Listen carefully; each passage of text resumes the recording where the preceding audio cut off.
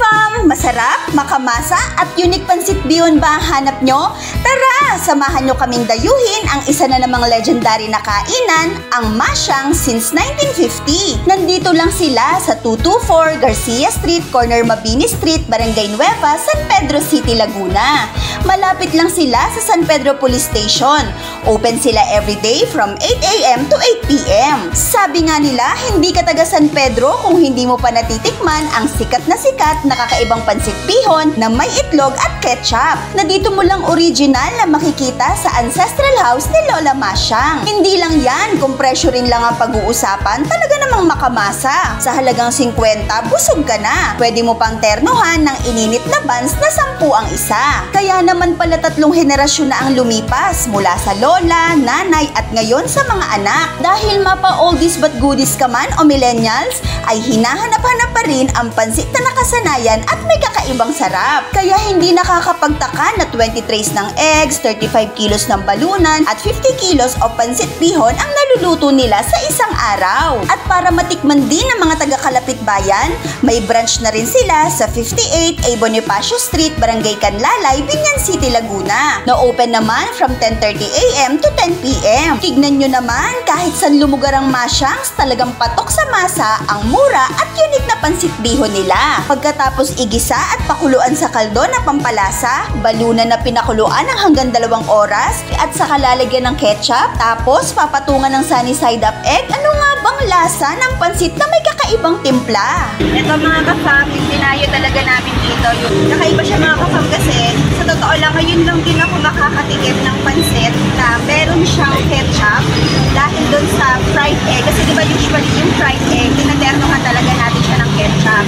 At ngayon, nilagay nila mismo sa pansit. So, tikman natin mga ka-fam. Very nice yung pagkakaluto dun sa fried egg. At yung egg na gusto ko talaga eh, yung pumuputok yung red. Ay, red talaga yung pumuputok yung dilaw. Masarap na.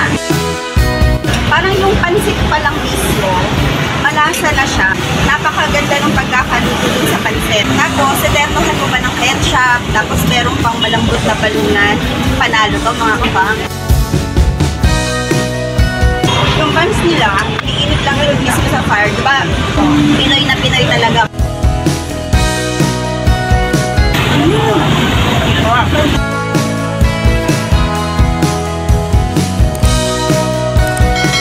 Soft drinks pa yan. Diba babalik-balikan mo talaga yung pagkain ng 90s. Pansit bihon, tapos ipapalaman doon sa bar. May malamig na soft drinks. Yung panalo mga kaka. Yung balunan ang lambot ha. Hindi na makikipag-awit sa kanya.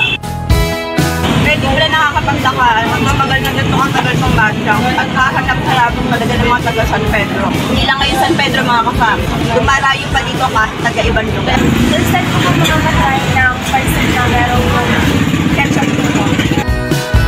Sarap po. Hindi po dry yung pansit. At masarap po talaga yung lasa. Kung titignan niyo po, wala naman po masyadong suhog po na gulay. Pero malasang-malasang po yung pansit.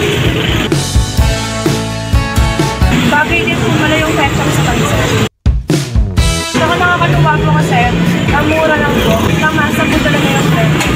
At di po tinipid, yung serving po madami pa gusto. Hindi lang pansit bihon ang dadayuhin mo rito sa Masyangs. Meron rin silang silog meals na amoy at itsura pa lang panglaban na. Dito naman mga kapag yung kanilang special beef taba. Itsura pa lang mga kapag nakakatakam na. Dito nyo naman. Talaga dry. Tama. Malasa nga mga kapag. Tender yung beef, tapos talagang sulit sa 100 pesos. Sinaserve pala ito na may kasamang free soup. Sinigang. Sarap. Paparami ka na. Parang kakailanganin mo ng extra fried rice. Hindi naman kailangan ng sausawan, hindi malasa na. In fairness hindi lang nasa balat yung lasa, pati sa laman. At saka ang lambot mga kapang. Saka ang delicate sila magbigay ng honey. Mahal na ng bigas ngayon, pero tignan mo naman yung tuktok ng honey nila. Panalo din yung suka. Masarap din ang pork. Talagang nasulit ang tanghalian namin at may humirit pa. Thank you, Masyang's Pansit, sa kakaibang sarap at lasang ulit na mga food. Hanggang sa muli! Ayan mga ka-fam, sana ay natakam at nag-enjoy kayo. Thank you for watching. Stay safe at kita-kits tayo hanggang sa susunod nating Food Hub!